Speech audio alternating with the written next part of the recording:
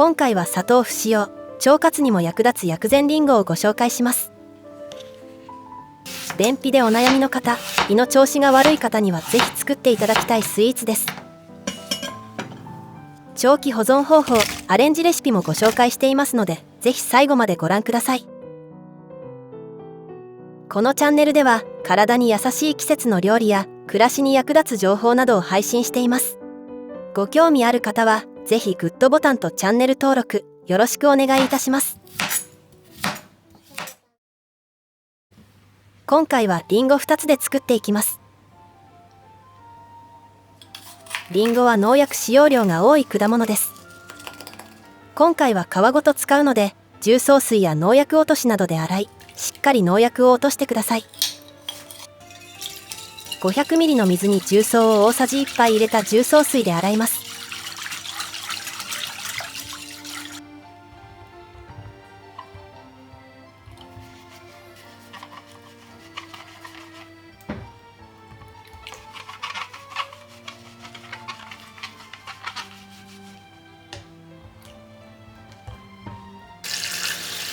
よく洗ったら水ですすぎます。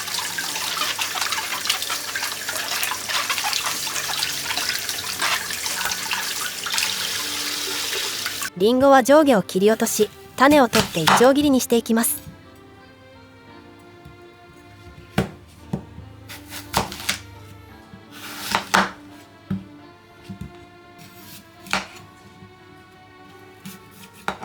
1日1個のりんごは医者いらずと言われますが、りんごには健康をサポートする栄養成分が豊富に含まれます。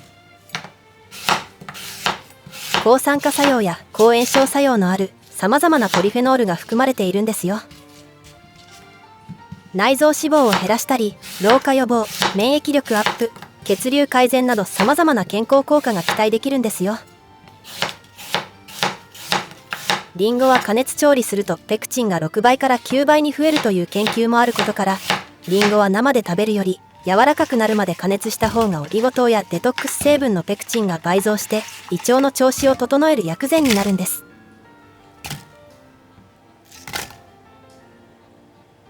次はデーツを刻んでいきます。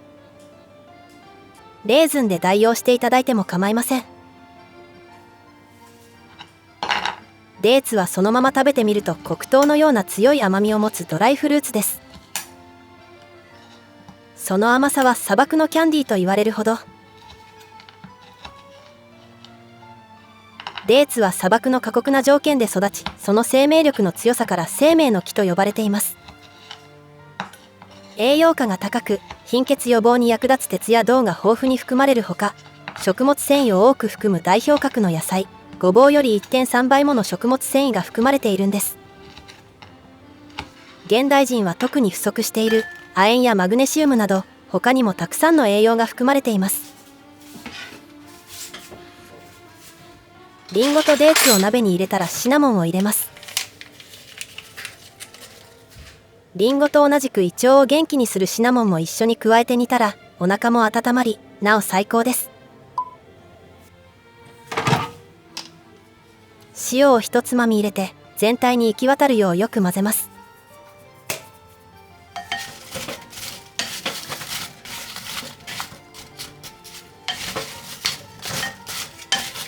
混ざったら10分置いておきます。塩を振り、りんご自らの水分を引き出したことで、余分な水を加えず、りんご本来の甘みと美味しさを凝縮させることができます。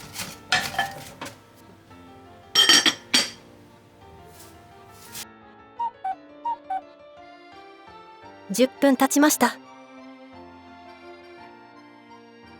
レモン汁を回しかけたら、全体を混ぜて中火にかけていきます。沸騰してきたら弱火にし、りんごがくったりと柔らかくなるまで10分ほど蒸し煮にします。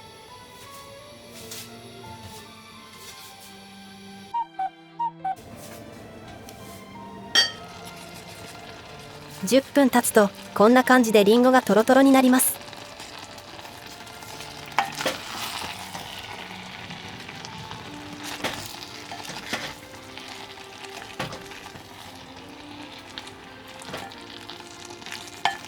あとは混ぜながら水分を飛ばしましょう。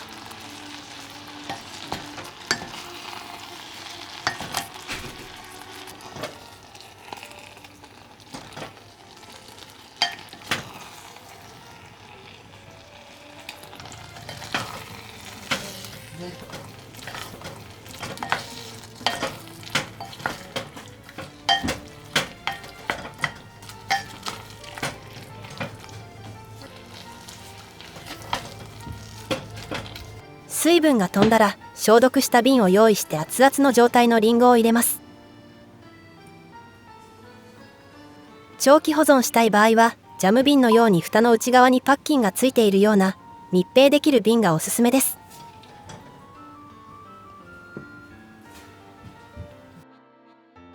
蓋をきつく閉めると冷めるのと同時に中が真空状態になり長期保存ができるようになります。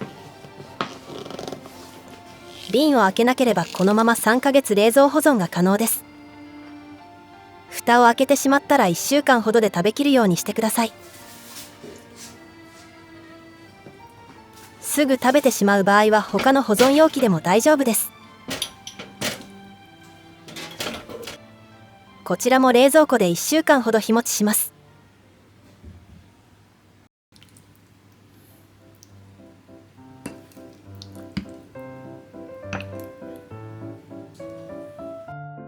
薬膳りんごの完成です。加熱して水分を飛ばすことで栄養価を落とすことなく長期保存できるのは嬉しいです。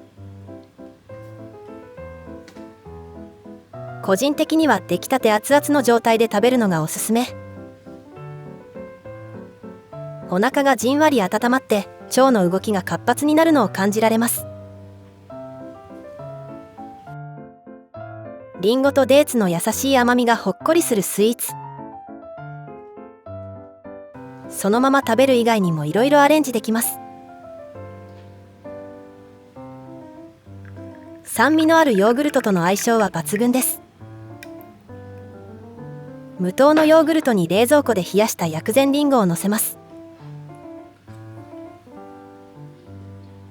蜂蜜など甘味料を足さなくてもりんごの甘さで十分美味しいです。薬膳りんごを添えるだけで満足感は格段にアップしますよ。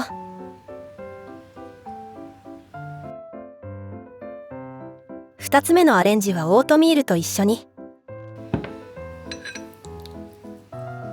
オートミールはグルテンフリーで食物繊維も豊富。薬膳りんごとの組み合わせは最強の腸活コンビです。ナッツやドライフルーツをプラスしてもいいですし、甘さが足りない場合はお好みで蜂蜜やメープルシロップを足してください。秋冬にかけてぴったりの栄養おやつです。腹持ちがいいので朝ごはんにもいいかもしれませんね。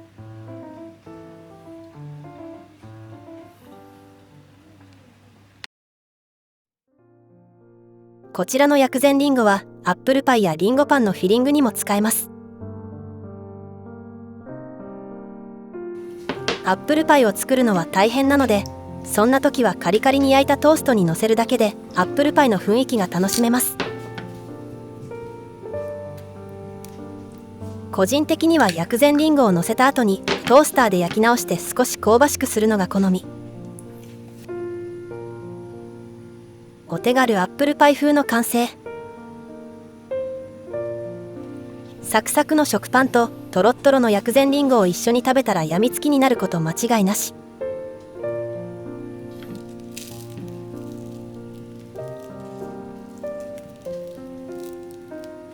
旬のりんごの栄養を閉じ込め上手に保存して長くりんごを楽しんでみてくださいね。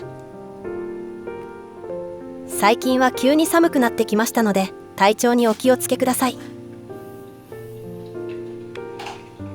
最後までご視聴していただきありがとうございました。